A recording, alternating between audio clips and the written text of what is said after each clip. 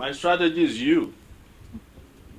And you having the consciousness to understand that by themselves, and I'm saying this, I'm not lying, and I will never lie to you. Elections cannot bring about change by themselves in Nigeria. You can't, the next election has been decided against all of you. Whether you like it or not, nobody knows more about this because I formed the political parties in 2018. And we know where elections are going even before we go into this election. And that was the reason why I called for a revolution. I'm sorry about those of you who are shaking your heads about revolution. Only a revolution can deliver this country. But the revolution might happen through the ballots if they know you are determined. But it might happen the other way if they also know you are determined.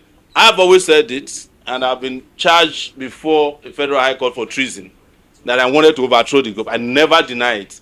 Anybody who is not willing to overthrow the current system is mentally sick because the system is rigged against you. And as a result, my participation in elections, and I've said this for those who might have heard me several times, is not to win the elections alone.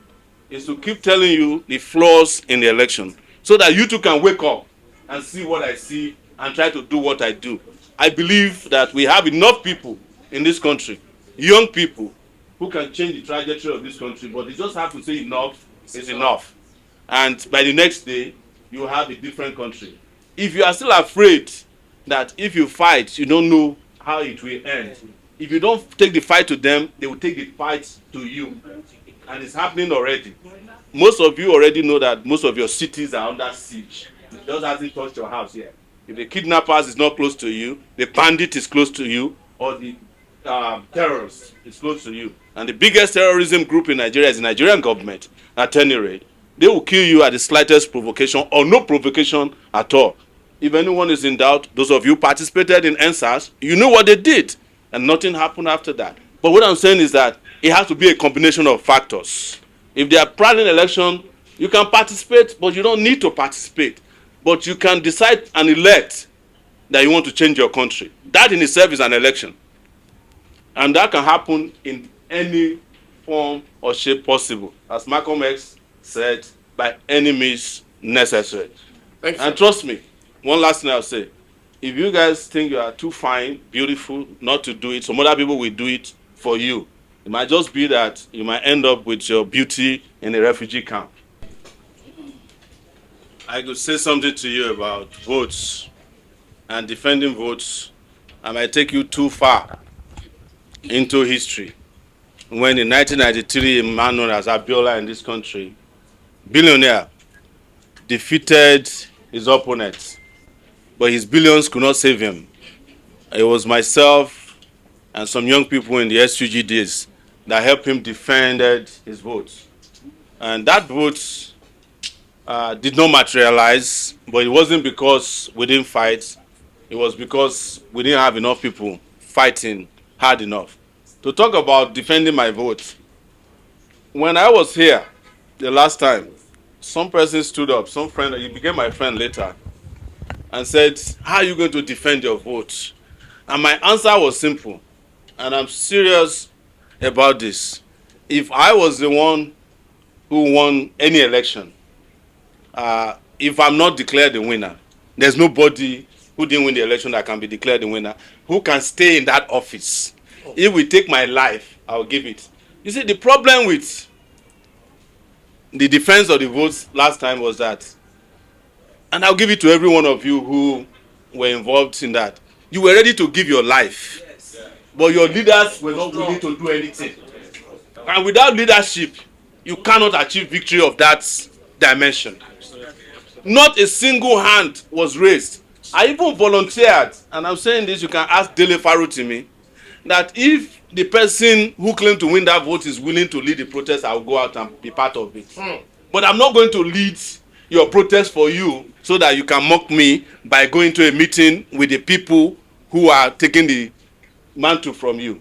And talking about Abiola again, the only reason why we followed Abiola was because Abiola was willing to die for his mandate, and he did die for his mandate.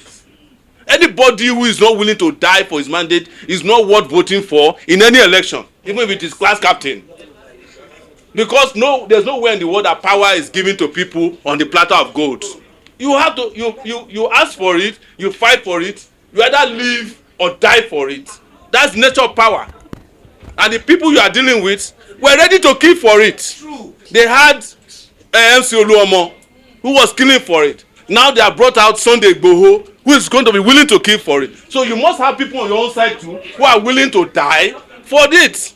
And then it will be 0-0, as they say, go let's draw. Okay, sir, from your speech, yes. So you admit that Peter Obi won the election, but he didn't fight for it. Is that what if you can't fight for something, how can you declare you want something that you can't fight for? That was the problem.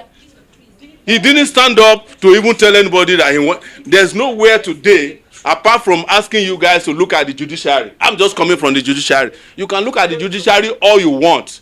The best thing that can happen to your eyes is you catch Apollo. That's all. But if the judiciary knows that there's war outside, they will rule according to the wish of the people. Okay. If you are a Nigerian, and listen to me properly, you are going to die anyways. Yes. So you better choose something to die for that will make you even proud when you are dying, that I chose to die for something. It's a matter of time, and I mean time, if things keep going the way it is, that you start dying for nothing. When you talk about protests, if a protest is unsuccessful, it is because there are not enough people who are participating in the protest. If a protest wants to be successful, just let everybody leave whatever they are doing. Go out. A protest done by everybody on the same day is called a revolution.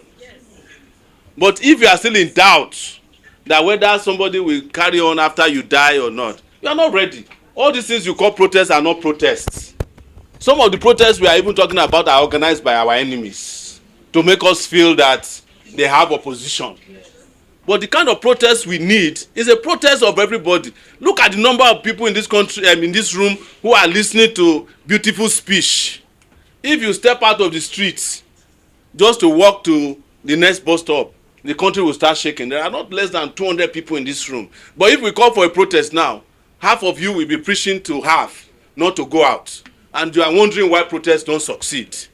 We must all agree that to get and take back our country, we must be willing to put our boots on the ground.